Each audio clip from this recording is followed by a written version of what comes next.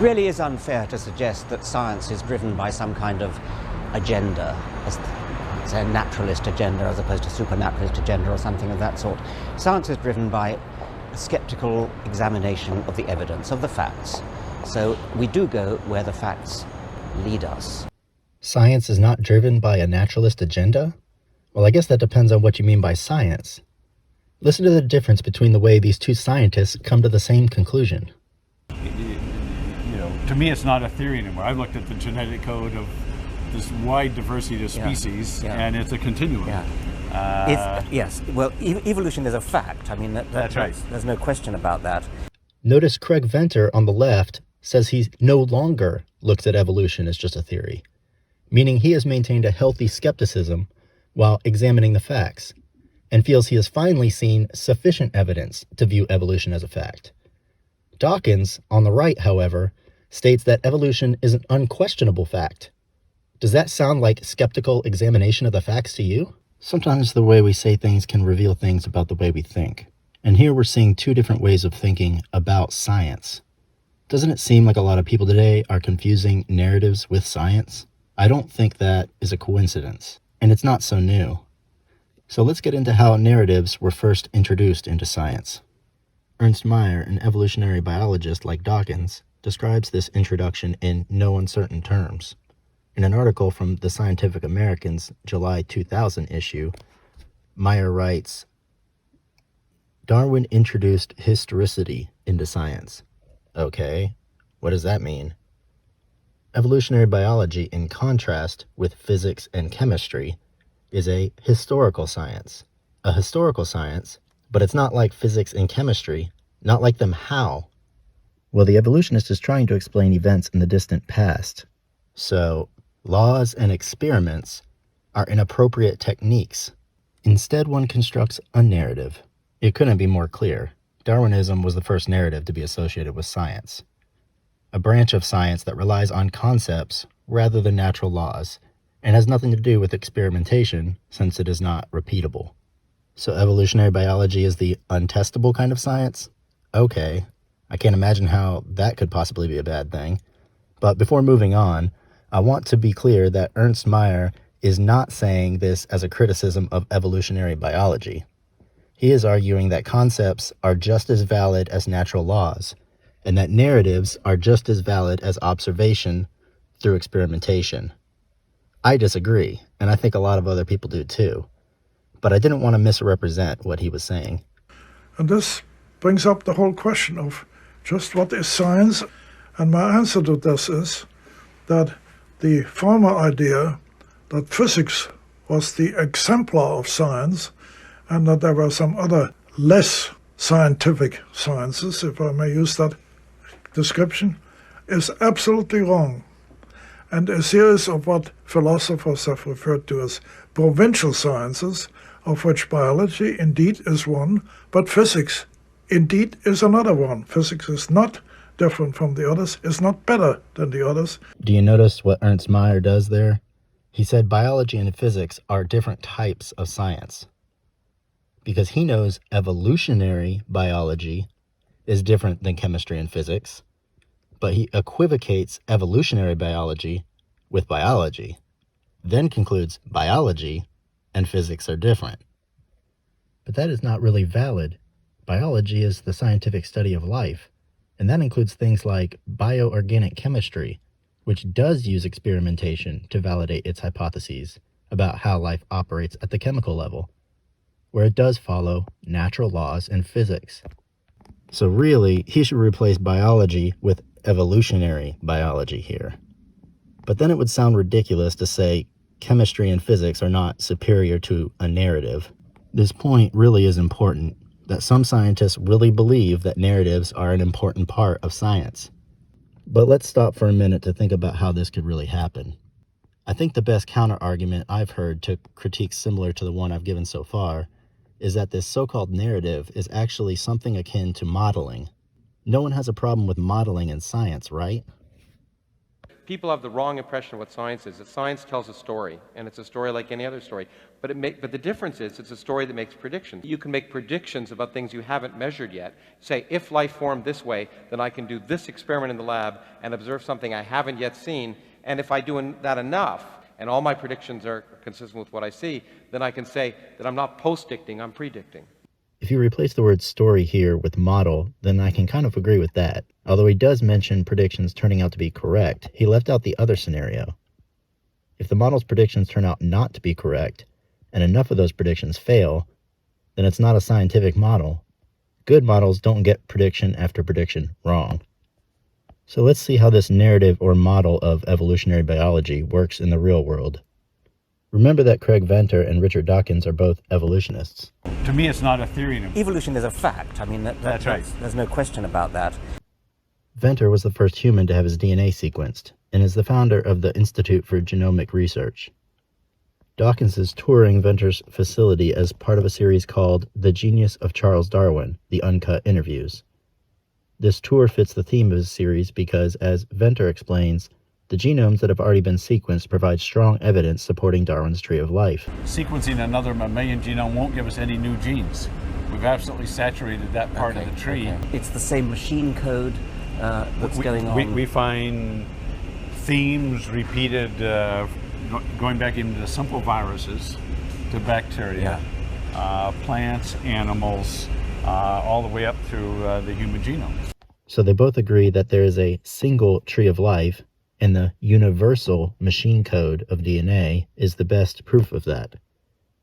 Really, you're producing the best evidence of any. I mean, fossils are nice, but if we hadn't got a single fossil anywhere, the evidence that from this lab alone on its own would be absolutely not just enough, but overwhelmingly, staggeringly enough.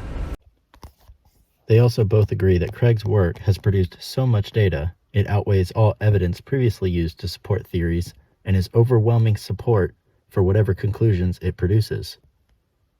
This tour of Craig's facility was in 2008. Both Craig and Richard are invited to a debate 5 years later in 2013 to participate on a panel discussing what is life. Some of the scientists on the panel subscribe to the idea that a narrative can be part of science, and some of them do not. So it will provide a good medium to use for discussion purposes. Let's look at some examples of them discussing the topic of life and science. When Dawkins was touring Craig's facility, they discussed how rapidly they were accumulating new information in a single year. Think of the staggering new information that would now be available 5 years later. And I don't really know any other way to say this, but some of the panelists are totally unprepared for the mic that Craig is about to drop. Unfortunately for Craig, he has to be the bearer of bad news for some. But it's fortunate for us because we get to observe scientists displaying how narratives differ from models when they are presented with conflicting evidence. Craig is asked how close we are to creating life from scratch in the lab, and Craig explains, we're tinkering, but not really close. Well, I mean, it remains to be seen. I mean, we have to cheat to some extent, because if we put the components in that can read the DNA, make the proteins, a ribosome is one of the most complex structures we have. And so just starting with the ribosome is sort of like building a new Ferrari and buying the engine from somebody else. Craig is foreshadowing what is about to come in the next few statements when he says, it is like buying the engine from somebody else. If Craig's mic drop is the end of a sequence, then this is the part of the sequence where Craig first picks up the mic. Paul Davies, sitting directly next to Craig, is so unnerved by Craig using the words somebody else that you can see him physically react by grabbing his glass. But it's Craig's response to the next question that leaves some of the panelists outright stunned. Craig, do you know from your work what the minimal? Do we yet know what the minimal configuration is to make life? We're whittling down on it, but there won't be a minimal gene set. There'll be multiple. There won't be one minimal gene set. He is saying there is not just one tree of life. Because I'm not so sanguine as some of my colleagues here that there's only one life form on this planet. We have a lot of different types of metabolism, different organisms, I wouldn't call you the same life form as the one we have that lives in pH 12 base that would dissolve your skin if we dropped you in it. Craig immediately provides supporting evidence for his claim. Before analyzing his evidence, I have to admit, when Craig said, "I'm not so sanguine as my colleagues that there's only one life form," I had to go look up what sanguine meant.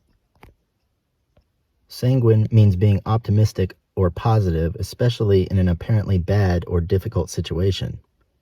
Craig is using the word sanguine to describe those of his colleagues that believe the evidence supports a single tree of life, sometimes called common descent. So according to the definition, Craig is saying if his colleagues are optimistic about a single tree picture, the evidence is putting them in a more and more difficult situation, and then lists a series of counter-arguments to the single tree claim. Paul Davies, sitting directly next to Craig, recognizes this and provides a counter-argument, the universal machine code. Now take careful note of this interaction because the next 10 seconds summarizes the entire problem with narratives in science. Oh, I've got the same genetic code. We'll have a common ancestor. Well, you don't have the same genetic code. In fact, the mycoplasmas use a different genetic code and would not work in your cells. We actually have 4 arguments presented in this 10-second clip. So let's take the necessary time to unpack this so we don't miss anything. The first argument is Paul claiming that there is a universal machine code, so it follows that they must all have a common ancestor. The second argument is Craig answering this criticism, claiming that we don't all have the same genetic code, and provides a specific example, mycoplasma. The third argument presented is easy to miss, but Paul counters the mycoplasma argument by saying that their genetic code is only a little bit different. In fact, the mycoplasmas use a different genetic code and would not. The fourth argument is Craig claiming that the difference in the machine code of the mycoplasma is not negligible, and provides as supporting evidence that the genes of certain mycoplasma will not work in your cells. Does this falsify the model of common descent? Why does the author of this article place the words universal code in quotations? Because no self-respecting scientist can seriously use the phrase universal code in a sentence that also claims an organism is using a different code. Well, that sounds like a pretty good argument. What is Paul's response? But you're not saying it belongs to a different tree of life from me, are you? Did you hear a scientific response in there anywhere? I didn't. It sounds like Paul is just mocking the idea that anything could falsify the tree of life. It certainly doesn't sound like a scientist carefully weighing the facts against a scientific model. What about Richard Dawkins? He may want to contribute to the conversation. I'm intrigued at Craig saying that the tree of life is a fiction. I mean, the DNA code of all creatures that have ever been looked at is all but identical, and surely that means that they're all related, doesn't it? Before you ask, yes, this really is in chronological order. Dawkins clearly has not been paying attention. So the crowd gets a good laugh and the moderator moves on.